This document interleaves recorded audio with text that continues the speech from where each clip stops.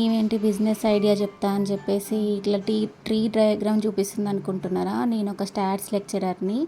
నా పిల్లలకి ఎట్లయితే చదువు చెప్తానో అదే విధంగా ఎక్స్ప్లెనేషన్తో మీకు ఈ ఐడియా గురించి ఎక్స్ప్లెయిన్ చేయాలనుకుంటున్నా. ఈ ప్రపంచంలో మంచి చెడు ఉన్నట్టే మన పనిలో కూడా ప్రొఫెషనల్ అన్ప్రొఫెషనల్ బిజినెస్ ఉంటుంది. నేను మాట్లాడేది హౌస్ వైఫ్ జాబ్ గురించి కాబట్టి లో బడ్జెట్ హౌస్ వైఫ్ ఐడియాస్ గురించి బిజినెస్ గురించి చెప్తా ఈరోజు. పెట్టుబడి పెట్టే స్తోమత ఉన్నవారు ఎవరైనా ఉంటే కామెంట్ చేయండి, వాళ్ళ కోసం ఇంకో వీడియో చేస్తా.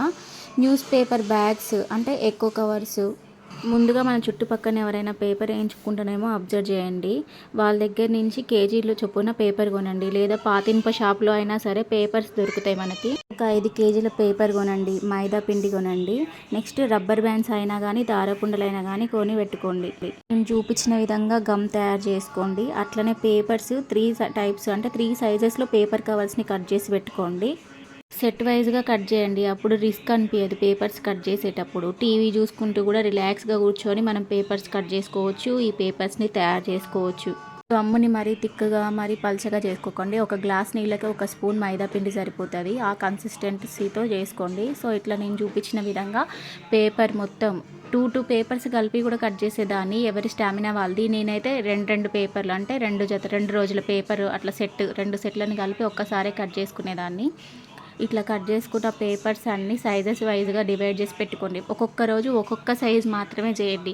అన్ని సైజులు ఒక్కరోజే చేస్తే అది తీసి కలెక్ట్ చేసుకొని కట్టేటప్పుడు కన్ఫ్యూజ్ అయిపోతారు. ఒకరోజు పెద్ద సైజు, ఒకరోజు మీడియం సైజు, ఒకరోజు చిన్న సైజు. మ్యాక్సిమం చిన్న సైజే ఎక్కువ అడుగుతారు అనమాట.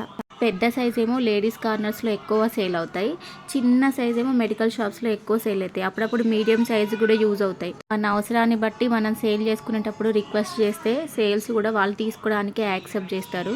చేసిన తర్వాత వీటిని సపరేట్గా వేస్తూ ఉండాలి. ఒకసారి వేసిన చోట మళ్ళీ వేయకూడదు, కవర్ని విడివిడిగా వేసుకోవాలి. మేమైతే చేసేటప్పుడు వీటిని తయారు చేసి మంచం దగ్గర కూర్చునేదాన్ని, మంచం కిందికి ఇసిరేసేదాన్ని. తయారు చేసిన వాటిని మంచం కిందికి ఇసిరేస్తే ఫస్ట్ ఒక సైడ్ ఇసిరేస్తే నెక్స్ట్ది ఇంకొక సైడ్ ఇసిరేసేదాన్ని. అట్లా ఒకదాని పైన ఒకటి వేసుకుంటూ గంటకి 200 చొప్పున 5 గంటలు రోజు కష్టపడేదాన్ని. డిగ్రీ ఫస్ట్ ఇయర్ వరకు ఇదే జాబ్ చేసా. తర్వాతకి మళ్ళీ నాకు ఇంకొక అవకాశం వచ్చింది. చదువు అనేది అందరి జీవితాన్ని మార్చేస్తుంది, అది నా జీవితాన్ని చాలా గొప్పగా మార్చింది.